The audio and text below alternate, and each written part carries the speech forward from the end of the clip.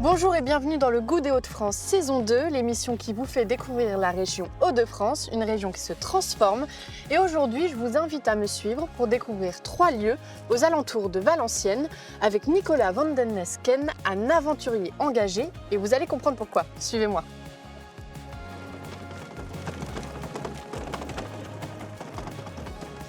Hop. Bonjour Nicolas. Salut Noémie. Qu'est-ce que tu fais en short? Comment c'est possible? Moi j'ai les gants et toi t'as un short. Bah, il fait beau dans le nord et puis moi j'ai l'habitude d'être en short donc c'est un peu mes tenues de combat on va dire. Alors pourquoi tu t'as décidé de me rejoindre ici? Écoute, c'est un lieu un peu symbolique pour moi. Bon, déjà c'est symbolique pour la région de France, la Trouée d'Arambert. Moi je travaillais dans l'événementiel sportif, j'étais chef de projet et en fait j'accompagnais toutes les courses cyclistes notamment et Paris-Roubaix c'était une des courses cyclistes que j'accompagnais sur toute la visibilité. Et justement ici c'est une étape cruciale du Paris-Roubaix. Ouais, clairement, c'est un long secteur pavé qui est vraiment réputé difficile. Il y a des étoiles, tu sais, sur l'épreuve. Et donc, ouais, c'est. 5 étoiles sur 5. Hein. Ouais, c'est ça, je crois que c'est ça. Et donc, ouais, il y a eu pas mal d'histoires sur ces beaux pavés, ouais. Alors, toi, raconte-moi un petit peu ton parcours. Tu as décidé de faire 110 marathons.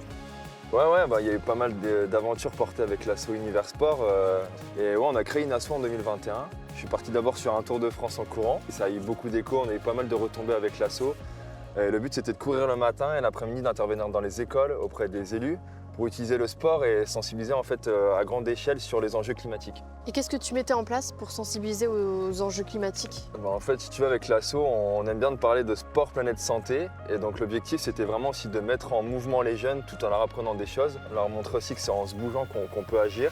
Alors ton projet il s'appelait le Green Nico Tour, c'est ça? Ça avait un peu de sens par rapport au tour qu'on faisait. Et c'était la deuxième éco-aventure de l'asso. Ouais. Justement, comment tu t'entraînes ici? Parce que là, c'est plat. Ouais, alors il y a les pavés, ça travaille les chevilles, mais si on veut travailler en dénivelé, en fait ici on a les terris, c'est un peu nos montagnes du nord. Et c'est là que je vais t'emmener. Et je te propose, si tu veux, vu que j'aime bien un peu les challenges, de t'emmener en vélo cargo, le vélo cargo de l'asso là. Ah oui. Parce que la mobilité c'est important pour nous. Ouais. Donc si tu veux, je te mets dans la remorque et on y va ensemble. On y va.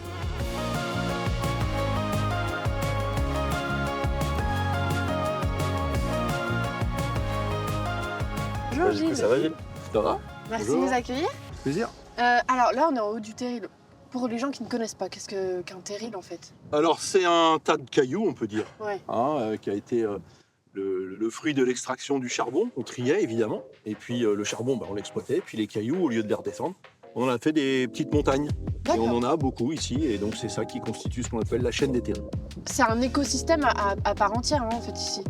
Bah oui, c'est ça qui est un peu étonnant, c'est que ça a longtemps été des friches industrielles, donc un vocabulaire un peu négatif, et puis finalement, à force de beaucoup d'efforts de renaturation, et puis la nature elle-même reprenant ses droits finalement assez vite, on a aujourd'hui des écosystèmes très particuliers, spécifiques des milieux secs, avec une renaturation qui s'est mise en place progressivement, avec différentes strates. Et puis aujourd'hui, les terris, c'est pour beaucoup des espaces naturels sensibles, gérés par exemple par les départements.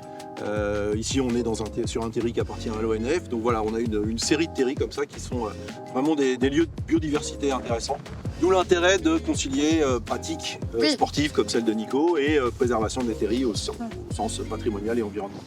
D'ailleurs, toi, Nicolas, tu viens souvent t'entraîner ici, parce que ça monte pas mal. Ouais, c'est ça. Pour les différents défis, celui du GR34, il y a 3 gros pans ici. Donc, il y a pas mal de traîneurs qui viennent s'entraîner ici pour faire du dénivelé. Donc, ouais, c'est hyper intéressant sportivement aussi de venir ici, au-delà de tout l'aspect historique. Et Gilles, les gens qui vivent autour, mais même ceux plus loin, ils sont attachés en fait à cet endroit. Oui, évidemment, c'est une partie de l'histoire de ce territoire. C'est les seules montagnes qui sont construites à main d'homme. Et donc c'est important de les préserver parce que c'est un marqueur effectivement d'histoire, c'est un marqueur de nos paysages. C'est ce qui fait notre singularité et c'est ce qui fait qu'on a été, avec les chevalements, les cités minières, tout ce paysage, inscrit au patrimoine mondial en 2012.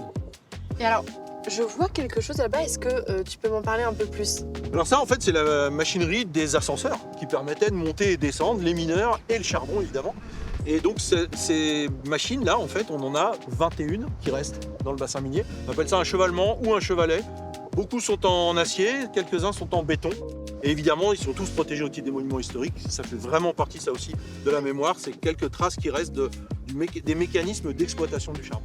Alors là, on redescend par où? Parce que je vois plusieurs chemins. Alors habituellement moi je serais descendu par là en trail, on va prendre une pente un peu plus douce par là-bas et du coup on va la brasser c'est dit parce qu'après l'effort le réconfort donc voilà. Donc là, c'est la brasserie d'un de tes amis. Hein. C'est ça, ouais, c'est la brasserie de Max qui a fait la brasserie Steady. Et ouais, on s'est connus au lycée. Là, je suis hyper content de te présenter ce qu'il fait. Parce que c'est une brasserie locale. Et comme tu me le disais, du coup, la région, c'est quoi? C'est la première région brassicole de France. Ok. Ouais. Donc c'est pas étonnant qu'on trouve une brasserie ici, en fait. C'est ça, une brasserie locale. Salut Max. Salut, Merci de nous accueillir. avec plaisir. Alors ici, c'est une histoire de famille. Hein. Mon grand-père et mes aïeux étaient brasseurs au village.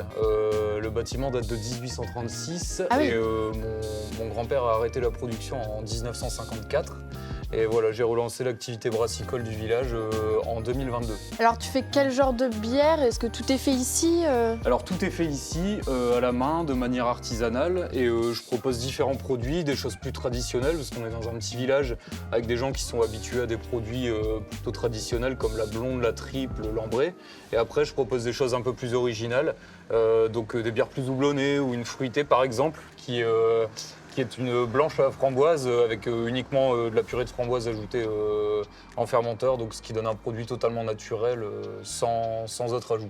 Et toi, tu as toujours décidé d'être dans ce métier ou pas du tout Non, du tout, je me suis reconverti. À la base, j'ai fait des études d'ingénieur en électronique et j'ai commencé à brasser chez moi en amateur sur des petits volumes. Et la bière devenant bonne, j'ai décidé de me lancer sur des plus gros volumes. C'est chouette de refaire le lien parce qu'en effet, ce que je te disais, on a été au lycée ensemble et on a fait des soirs ensemble. Vous buvez certainement de la bière d'ailleurs. Et du coup, maintenant, c'est lui qui fait la bière. Donc, non, c'est Toujours avec modération. Toujours avec modération. Avec modération. Très bien. Merci Max et merci Nicolas. Avec plaisir. Nous, on va aller goûter les bières quand même.